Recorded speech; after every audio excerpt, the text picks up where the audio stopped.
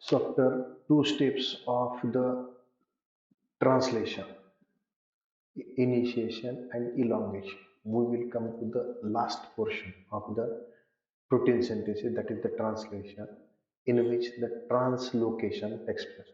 So what is meant by this translocation? We have seen that initiation takes place, elongation begins. Two tRNA molecules are present on the mRNA strand. In this portion we have completed in the last lecture. Now we will see the next portion, that is the translocation. कशाला म्हणतात translocation? The tRNA at A site carrying a dipeptide at A site moves to the P site. मागच्या लेक्चरमध्ये जे बघितलं आपण, पहिला tRNA आला जो A युजला अटॅच झाला, त्याच्यावरती एक अमिनो ॲसिड आहे. नंतर ना आता A साईटला दुसरा tRNA आलेला होता, तिथं तो दुसरा tRNA जो आहे त्याच्यावरचा अमिनो ॲसिड आणि पहिला जो tRNA आला त्याच्यावरचा अमिनो ॲसिड याच्यामध्ये पॉलिपेप्टाइड चेन तयार होते आणि त्याचा डायपेप्टाइड तयार होतो. जो P साईटचा tRNA तो कुठं गेलेला आहे? E साईटला. आता या ठिकाणी काय म्हटलं आपण, carrying dipeptide at A site moves to the P site. कारण आपण त्याच्या मागच्या लेक्चरला असं म्हणतो होतं की पहिला tRNA तो किकड ऑफ म्हटलं होतं, त्याला बाजूला काढलं जातं, तो कुठे गेलाय? ई साईटला गेलाय. मग आता पी साईट काय आहे? रिकामी आहे. मग या पी साईटला कोण येऊन थांबणार? आता ए साईटला जो tRNA आहे ज्याच्यावरती दोन अमिनो ॲसिड्स आहेत, त्याच्यामुळे त्याला काय म्हणलंय? डायपेप्टाइड. तो काय करतो? आता पी साईटला जातो. ही जी पुढं ट्रान्सफर होण्याची ट्रान्सलोकेशन, ट्रान्सफर लोकेशन, जागा बदलण्याची जी प्रक्रिया, याला काय म्हटलेलं आहे? ट्रान्सलोकेशन. ए साईटचा डायपेप्टाइड असलेला जो tRNA मॉलिक्यूल आहे ए साईटवरनं पी साईटला जे ट्रान्सफर होतो, ही जी ट्रान्सफॉर्मेशन याला म्हटलं जातं translocation. In translocation, both the subunits of ribosomes move along in relation to tRNA and mRNA. आता काय झालंय? पहिला जो जॉईंट झाले, लहान आणि मोठा सबयुनिट एकत्र जमा झाले mRNA, तो कुठं आहे? AUG ला आहे. समजा ते दुसरा त्याच्या शेजारी होता, तिथं दुसरा एक डायपेप्टाइड tRNA आला, डायपेप्टाइड तयार झाला, पहिला बाजूला पडलेला आहे. आता हे जो mRNA पुढं पुढं सरकायला पाहिजे. कशावरती? mRNA वर. ही समजा mRNA आहे, इथं पहिल्यांदा तो जॉईन झाला, आता हळूहळू इकडे सरकायला पाहिजे, म्हणजे पुढचे कोडॉन आयडेंटिफाय. मग तसं तो जागा बदलत त्या ठिकाणी पुढे जातो. कशाच्या आधारावरती? आलेला tRNA आणि mRNA वरती असलेले जे काही कोडॉन्स आहेत, या दोघांच्या आधारावरती रायबोसोम जे आहे फक्त पुढे सरकत जातो. mRNA जागा सोडत नाही, mRNA आता फिक्स झालाय. फक्त जो रायबोसोम आहे तो हळूहळू पुढे सरकत जातो. जसे कोडॉन्स पुढे घेणार आहे तसं तो काय करतो? पुढे सरकत जातो. Hence, tRNA carrying dipeptide now gets position at P site, making A site vacant. आता काय झालं? ए साईटवर पी साईटवरचा जो पहिला tRNA तो कुठे गेलाय? ई साईटला गेलाय, एक्झिट साईटला गेलाय. आता दोनच ठिकाणी रायबोसोम्स वरती tRNA मॉलिक्यूल आहेत. एक जो आहे तो एक्झिट साईट वरती आहे, एक जो आहे तो ए साईट, ज्याला एंट्री साईट म्हटले. मग मधली जी जागा आहे जिथे ऍक्च्युली पॉलिपेप्टाइड चेन तयार होते, ती कशी आता? रिकामी आहे. त्याच्यामुळं ए साईटवरचा tRNA आता कुठे येणार आहे? दुसऱ्या नंबरच्या पी साईटला येतो त्या ठिकाणी. At this site, the next charged tRNA carrying amino acid will be received. आता परत ए साईट झाली, मग त्या ए साईटला जो दुसरा चार्ज ऍक्टिव्हेटेड अमिनो ऍसिड असला तो tRNA, तो त्या ठिकाणी ए साईटला येतो. आता तिन्हीच्या तिन्ही tRNA कुठं आहेत? त्या रायबोसोम्स वरती आहेत. एक ए साईटला आहे, एक पी साईटला आहे, एक कुठं आहे?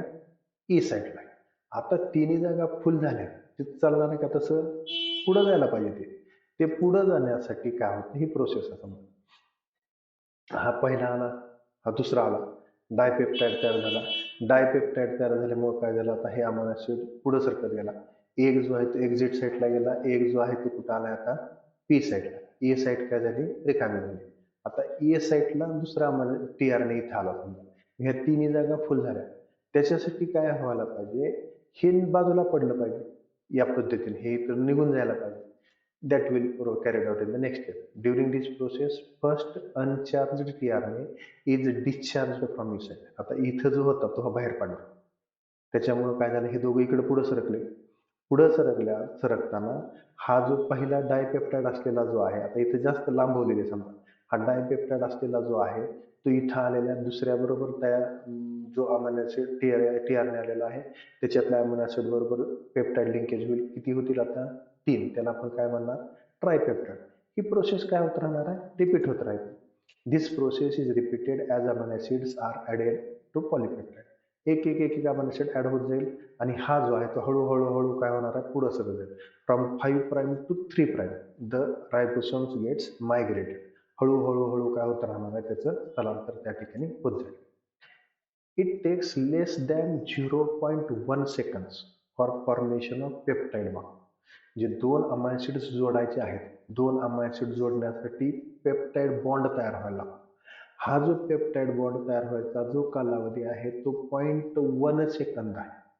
त्याला आपण फ्रॅक्शन ऑफ सेकंद म्हणतो. ह्या फ्रॅक्शन ऑफ सेकंद मध्ये पेप्टाइड बॉन्ड तयार होतो. एवढी रिपीटेड प्रोसेस फास्ट त्या ठिकाणी ती होत असते. त्यानंतर ना आता इनिशिएशन झालं, इलॉंगेशन झालं, ट्रान्सलोकेशन झालं. आता शेवटच्या स्टेपला आपण आलो, termination and release of polypeptide. आता हे सगळं कंटिन्यू होत राहणार, ते पुढे सरकत जाणार आहे. डायपेप्टाइड, ट्रायपेप्टाइड, टेट्रापेप्टाइड, पेंटापेप्टाइड, हेक्सापेप्टाइड, 1 2 3 4 5 6 7 असे अमायनो ऍसिड काय होत राहणार आहेत? ऍड होत जाणार. पण याचा कुठंतरी शेवट झाला पाहिजे, ज्याला आपण termination. At the end of mRNA म्हणजे 3 prime and there is a stop codon, UAA, UAG किंवा UGA. 5 प्राइमला इनिशिएशन कोडॉन होता, आता राहिले 3 प्राइम. 3 प्राइम जे आहे तिथं स्टॉप कोडॉन आहे. Stop codon process of protein synthesis तिथं थांबवणार आहे. कुठला असणार आहे? 3 पैकी कुठलाही एक असू शकतो. UAA असू शकतो, UAG असू शकतो किंवा UGA असू शकतो. या तिघापैकी कोणता तरी एक, तिन्ही नाही, परत असं तीन एकच असतो, तो त्या ठिकाणी असतो. It is exposed at the A site. आता काय झालं? हे पुढं सरकत झालं. 3 साईट आहे. मग पी साईटला पॉलीपेप्टाइड चेन आहे, ए साईटला बरोबर मग ह्या तिन्हीपैकी एक कोणता तर. It is not read and joined by anticodon of any TR. त्याच्यावरती असाच काही विषय असतो, कारण टीआरने फक्त काय ओळखतोय? कोडॉन ओळखतो, की जो कोडॉन अमायनो ऍसिडला स्पेसिफाय करतो.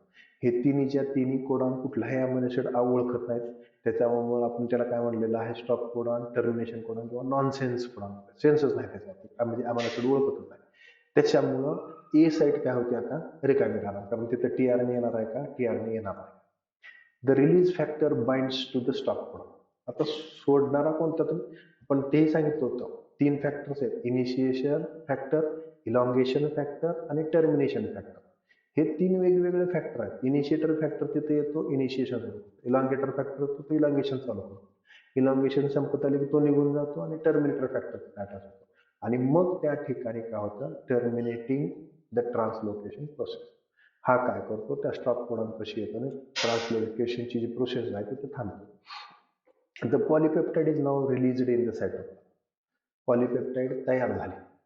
तयार झालेली पॉलीपेप्टाइड आता काय केले जाते? बाहेर सोडले जाते. का? तर रिलीज फॅक्टर तिथं आला, तो काय करतो? पॉलीपेप्टाइड चेन रिलीज करतो. या पद्धतीने समजा आहे. हे एमआरएनए मॉलिक्यूल आहे, हे एमआरएनए मॉलिक्यूलवरची ही पॉलीपेप्टाइड चेन आहे.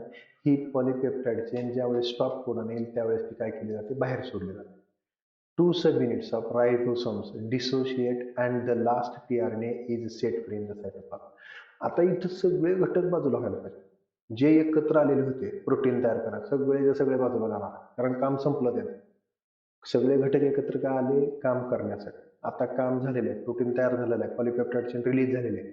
मग आता एकत्र येऊन राहून काय गरजेचं आहे का? नाही. मग सगळ्या गोष्टी बाजूला. पहिल्या सुरुवातीला 2 सबयुनिट्स बाजूला होतील, लार्जर सबयुनिट आणि स्मॉलर सबयुनिट जे एकत्र आले होते ते त्या ठिकाणी बाजूला होतील. टीआरएनए मॉलिक्यूल जो शेवटचा राहिलेला आहे तो पण त्या ठिकाणापासून बाजूला होईल. mRNA also has some additional sequences that are not translated and are referred as untranslated region UTR. आता ही एक थोडीशी महत्वाची गोष्ट आहे. आपण म्हणतो की mRNA मॉलिक्यूल आहे त्या ठिकाणी, इनिशिएशन कोडॉन आहे, टर्मिनेशन कोडॉन आहे. परंतु एक वैशिष्ट्य असं आहे, याच्या अगोदर आणि याच्या नंतर, इनिशिएशन कोडॉनच्या अगोदर पण आणि टर्मिनेशन कोडॉनच्या नंतर पण काही त्या ठिकाणी जे सिक्वेन्सेस असतात, नायट्रोजन बेसिसचे सिक्वेन्सेस असतात, ते काय ट्रान्सलेट होणारच नाहीत. का? तर सुरुवात झाली, शेवट झाली, पुढचं कोण आहे बघणार नाही, मागचं कोण आहे बघत नाही. मग हे दोघंच्या दोघं सुद्धा तिथंच राहतात. आपण काय म्हणतो, they are present at both 5 prime before stop codon and 3 prime after stop codon. दोन्ही बाजूला ते असतात, ते त्या ठिकाणी तसेच राहतात, ट्रान्सलेट व्हायचा विषय नाही आणि सगळ्या गोष्टी त्या ठिकाणी रिलीज केल्या जातात. Finally mRNA is released and denatured by nucleases. This is the important thing regarding the mRNA molecule. काम संपल्यानंतर, प्रोटीन तयार झाल्यानंतर mRNA मॉलिक्यूल डिनॅच्युअर होतो. तर डिनॅच्युअर होतं म्हणजे काय होतं, तर त्याच्यावरचे जे काही न्यूक्लिओटाइड्स आहेत, हे सगळे न्यूक्लिओटाइड्स बाजूला केले जातात. जे एकमेकाला फॉस्फोडायस्टर लिंकेजने लिंक झालेले होते, ते एकमेकापासून बाजूला होतात आणि they are set free in the cytoplasm. मग mRNA तिथं राहिला का नाही, सगळे बाजूला गेले, म्हणून त्याला डिनॅच्युरेशन म्हटलं जातं. त्याच्यामुळं आता प्रोटीन सिंथेसिस झालं की त्याचं काम संपलं, मग mRNA सायटोप्लाझम मध्ये शिल्लक राहत नाही, तो नष्ट होतो म्हणू शकतो आपण, डिनॅच्युअर होतो. नष्ट होणे म्हणजे काय, तर ते जे काही नायट्रोजन बेसिस न्यूक्लियोटाइड्स एकत्र आहेत, एकाला 2 2 3 4 फॉस्फोडायस्टर लिंकेज जे तयार होतात ते बाजूला होतात आणि सगळेचे सगळे न्यूक्लियोटाइड्स त्या ठिकाणी होतात. आणि त्याच्यामुळं mRNA जो आहे तो शॉर्ट लिव्ड असतो, ते कमी काळासाठी जगतो. RRNA tRNA ते डिनॅच्युअर होत नाहीत, ज्या ज्या वेळेस ती गरजेची आहे ती तिथे येणार प्रोटीन सिंथेसिसला. परंतु इथेच कार्य संपलं mRNA चं काय फक्त कार्य आहे प्रोटीन तयार, ते तयार झालं की तो डिनॅच्युअर. So here we have completed the process of protein synthesis. Now we will discuss or observe this protein synthesis beginning up to the end, initiation पासून ट्रान्समिशन पर्यंत ॲनिमेटेड मध्ये बघूयात, म्हणजे ते समजायला अजून थोडंसं सोपं जाईल. So stages in protein synthesis कुठं होतं, हे या ठिकाणी न्यूक्लियस पासून सुरुवात होते, ज्याला आपण ट्रान्सक्रिप्शन म्हणतो, mRNA तयार होतो आणि शेवट कशाचा आहे, ट्रान्सलेशन मध्ये होतो. इथं तयार केलेला mRNA या ठिकाणी सायटोप्लाझम मध्ये येतो आणि सायटोप्लाझम मध्ये ती प्रक्रिया ट्रान्सलेशन जी आहे ती त्या ठिकाणी काय होणार आहे, कम्प्लीट होणार आहे. आता सुरुवात कुठून होणार आहे, ट्रान्सक्रिप्शन पासून. कुठं, ह्या ठिकाणी जो डीएनए न्यूक्लियस मध्ये आहे तो या ठिकाणी तयार होईल mRNA सायटोप्लाझम मध्ये या ठिकाणी. आता या सायटोप्लाझम मध्ये हे smaller sub unit, larger sub unit, tRNA molecule, अमानो ऍसिड, हे सगळंच्या सगळं तिथं आहे. लक्षात घ्या, हे अमानो ऍसिड, हे टीआरएनए, हे रायबोसोमचे 2 unit, smaller unit, larger unit, mRNA molecule. So this is actually the requirement, महत्वाची रिक्वायरमेंट ही इथं आहे. ही सगळीच्या सगळी आता इथं आलेलं आहे. ठीक आहे, पुढे बघूया. हा टीआरएनए ऍक्टिव्हेशन झालं पहा, टीआरएनए अमानो ऍसिडला एक एक एक जाईल, त्या ठिकाणी अटॅच होईल, बरोबर कंबाईन होईल, असे सगळे होतील. इथं आपण समजा 3च घेतले, अमानो ऍसिड टीआरएनए कॉम्प्लेक्स तयार झालं, सुरुवात झाली. आता हे तयार होताना, ऍक्टिव्हेशन होताना कोण मदत करतं, हा एटीपी मॉलिक्यूल मदत करतो. हा एटीपी शिवाय हे कॉम्बिनेशन जे आहे, ऍक्टिव्हेशन जे आहे ते होत नाही, कारण हे एनर्जी जी आहे ते त्या ठिकाणी सप्लाय करतं. आता हा जो आहे तो बरोबर याला, हा जो अमानो ऍसिड आहे ह्या टीआरएनए मॉलिक्यूलला अटॅच होईल आणि त्यानंतर ना प्रोसेस जी आहे ती प्रोटीन सिंथेसिस चालू होईल. अमानो ऍसिड टीआरएनए मॉलिक्यूल इथं तो तयार होईल. हा कुठं जाणार आहे, प्रोटीन सिंथेसिस. मग असे भरपूर तयार होतील. हे टीआरएनएचं आपण स्ट्रक्चर बघितलं होतं, अँटीकोडॉन रूपवर ते अँटीकोडॉन आहे, अमानो ऍसिड अटॅचमेंट साईटला हे अमानो ऍसिड, हे या पद्धतीनं बरोबर त्या ठिकाणी ते ऍड केले जातात. हा पहिला असेल, हा दुसरा असेल, या पद्धतीनं सगळे जे आहे ते कोडॉन अँटीकोडॉन मध्ये हायड्रोजन बॉन्ड तयार होईल आणि ते प्रोसेसिंगला त्या ठिकाणी. हा रायबोसोम, हा खालचा लार्जर सब युनिट, हा लार्जर सब युनिट, हा स्मॉलर सब युनिट, हे 3 साईट्स याच्या, ए साईट, पी साईट आणि ई साईट, या पद्धतीने त्यांच्यामध्ये प्रोसेस एक एक एक एक जाऊन ते पुढे जाईल. दोघं कसे असतात, एकमेकापासून बाजूला असतात. ज्यावेळेस प्रोटीन सिंथेसिस व्हायची त्याच वेळेस हे लार्जर सब युनिट आणि स्मॉलर सब युनिट एकमेकाला जॉईंट होतात. कुठं, mRNA मॉलिक्यूलवर. बाजूला जॉईंट होत नाही, फक्त mRNA मॉलिक्यूलवरती जातात. त्याच्यातली ही पेप्टिडाइल साईट जिथे ऍक्च्युअल प्रोटीन सिंथेसिस चालू होतं, ही अमायनो ऍसिड साईट जिथे टीआरएनए एंटर करतो आणि या ठिकाणी एक्झिट साईट असते ज्याच्यातून तो बाहेर जातो. या पद्धतीने हे सुरुवात झाली. समजा या एयुजी कोडॉन जो आहे, इनिशिएशन कोडॉन, शेवट लक्षात घ्या. मी काय म्हणलं होतं, before initiation and after stop codon there are other number of nucleotides are present or nitrogen bases are present which are not involved in the process. म्हणजे अनरिलेटेड म्हटलं होतं, ते अनरिलेटेड हवा इकडे आहेत, हे भरपूर आहेत. इथून सुरुवात होणार आहे. याचा काही संबंध नाही इकडचा. हे जे बाजूला दिसतात ह्याचा काही सुद्धा संबंध नाही. ते अनरिलेटेड नायट्रोजन बेसेस आहेत ते. त्याचा आणि प्रोटीन सिंथेसिसचा संबंध नाही. mRNA मॉलिक्यूल ज्या ठिकाणी AUG कोडॉन आहे तिथूनच प्रोटीन सिंथेसिस चालू होतं.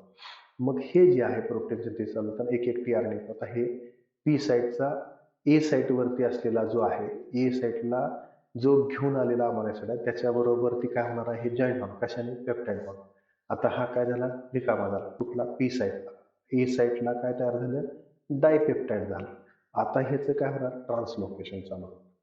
ही प्रोसेस झाल्यानंतर ना पेप्टाइड बॉन्ड तयार झाल्यानंतर हा जो डायपेप्टाइड आहे हे सगळं पुढे सरकायला पाहिजे. आता हे ट्रान्सलोकेशन युनिट जे आपण सांगितलं होतं स्टार्ट कोडॉन हे स्टार्ट कोडॉन आहे इथं की जो सुरुवात करणार आहे प्रोटीन सिंथेसिसची. त्याच ठिकाणी पहिला जो अमायनो ॲसिड आहे मिथानिन तो घेऊन येईल आणि ही प्रोसेस जी आहे ती हळूहळू हळू काय होणार आहे कडेला जाईल कुठपर्यंत ज्या ठिकाणी स्टॉप कोडॉन आहे. कोणता UAA असेल UAG असेल किंवा UGA असेल त्यापैकी जिथं असेल त्या ठिकाणी प्रोटीन सिंथेसिसची प्रक्रिया काय होईल थांबेल. हे सुरुवात होताना एक एक जो आहे ही जी सगळे कोडॉन्स आहेत ह्या कोडॉन्सवरती बरोबर एक एक एक एक अँटी कोडॉन घेऊन अमायनो ॲसिड घेऊन येईल जे घेऊन येईल आणि ते प्रोटीन सिंथेसिस प्रक्रिया चालू होईल.